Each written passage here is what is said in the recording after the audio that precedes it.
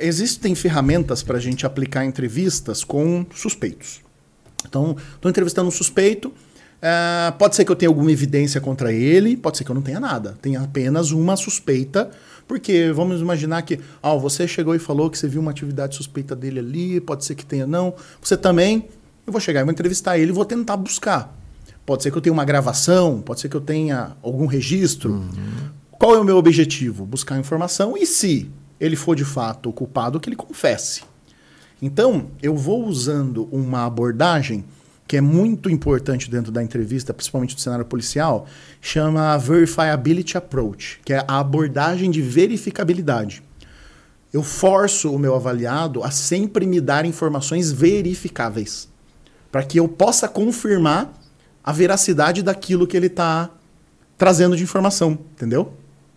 Então, nisso, a pessoa, quando desenvolve uma narrativa que é fantasiosa, ela não tem esses pontos de amarra.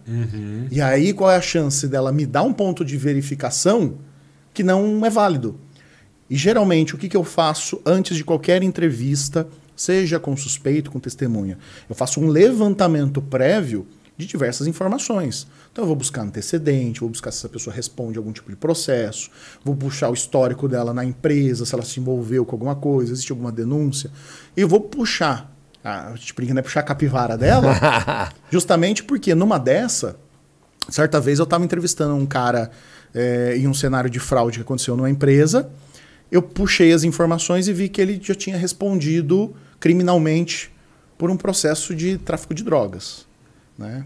O pessoal do RH contratou, não fez as verificações apropriadas e deixou passar isso. Acontece, muito normal.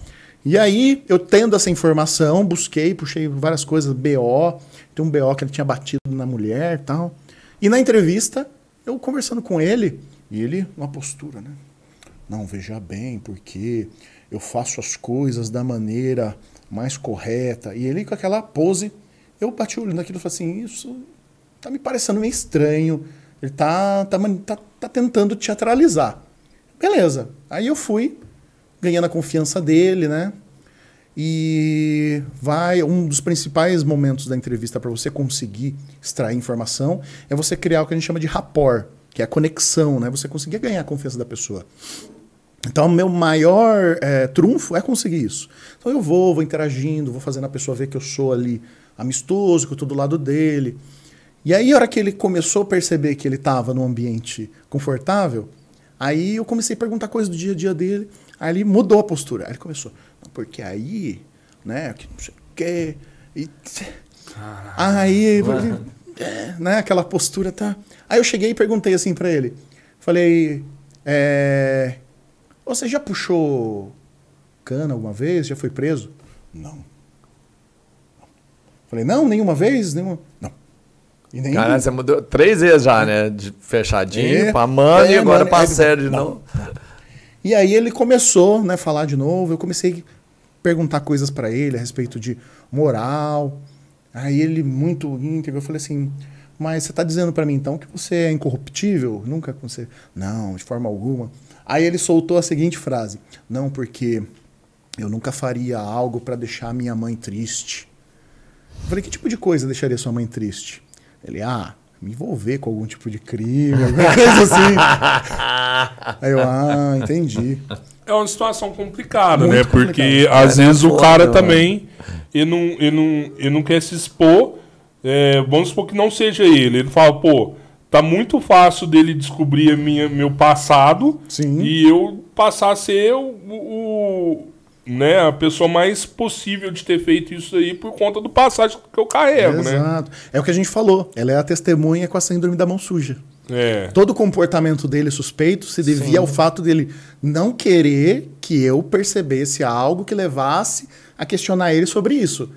E aí, tanto que, a hora que eu comecei a trazer informação, eu já descartei logo de cara a participação dele nisso, mas eu levantei alguns pontos que eu percebi e falei com a... Mas ainda assim, pode ter uma recorrência também, né? Existem as duas possibilidades. O que eu falei? Falei, olha, o negócio é o seguinte, ele vai se envolver com algum tipo de agressão contra outros funcionários muito em breve.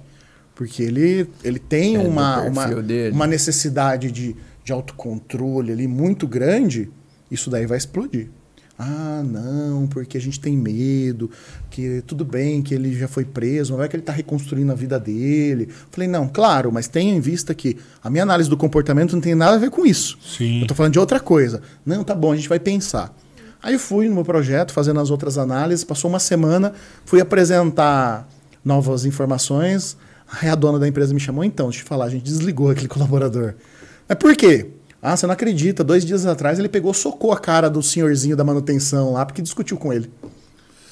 Falei, então, é disso que eu falo, né? A gente precisa pesar muito bem. Na verdade, assim, a sua análise, independente do que acontece, do resultado final, vamos pensar que você tem um crime que você precisa de entender quem é o possível autor. Uhum.